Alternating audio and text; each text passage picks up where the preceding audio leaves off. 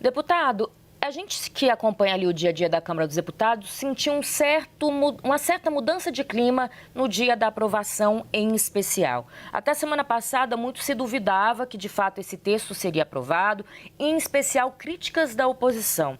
Eu queria saber do senhor o que aconteceu, qual que foi o ponto da virada, apesar dos 6 relatórios que foram sendo apresentados, e o senhor não voltou tanto atrás em detalhes que a oposição ao governo pedia. As mudanças, algumas foram até para agradar a própria base governista ali, principalmente aquelas relacionadas à Polícia Federal. O que o senhor acredita que foi o ponto de virada para se conseguir essa aprovação na Câmara dos Deputados? O trabalho técnico, Larissa. Desde o início eu me predispus a entregar o meu melhor trabalho possível e os 6 relatórios que tanto foram divulgados, se precisasse eu faria 10, 15, 20 versões, desde que cada uma delas se apresentasse melhor do que a última. Então eu não tenho... aliás, isso é natural dentro do processo legislativo. O que não ocorre com tanta frequência é uma única versão ser pautada e aprovada. E eu não tive recuo absolutamente nenhum.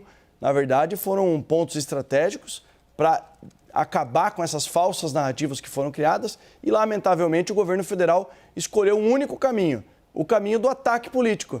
Desde que meu nome foi anunciado como relator dessa importante matéria, aliás, nos últimos 30, 40 anos, talvez seja a pauta legislativa e a entrega maior, assim, mais forte no combate ao crime organizado do Congresso Nacional. E o governo federal, desde que meu nome foi informado oficialmente pelo presidente Hugo Motta, eles escolheram o caminho da disputa política, da briga política ideológica e não vieram sequer solicitaram para conversar comigo e debater tecnicamente o texto.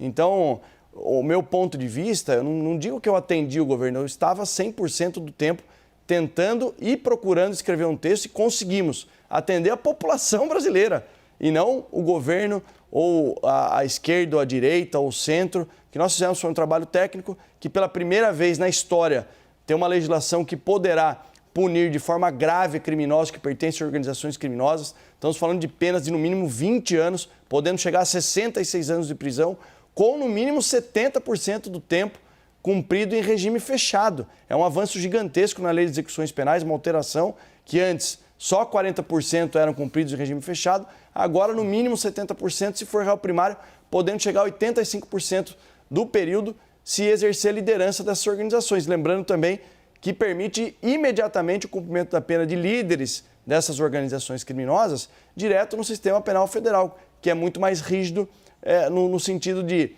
proibir visita íntima, de não ter direito ao auxílio reclusão, que inclusive foi uma proposta incorporada no nosso texto, de ter as suas visitas monitoradas para tirar esse poder de articulação e liderança que esses líderes dessas organizações criminosas exercem. Então, é um avanço importante, mas que, lamentavelmente, o governo escolheu falsas narrativas e o ataque político e, em momento algum, quis debater tecnicamente. Chegamos ao absurdo de eu ouvir, às escondidas, membros do Ministério da Fazenda, do Ministério da Justiça, que não podiam avisar para os seus chefes que estavam conversando comigo, tentando incorporar boas sugestões. E algumas delas até foram acatadas. Por quê? Não era para atender o governo, nem atender a Câmara dos Deputados, para atender o anseio do povo brasileiro.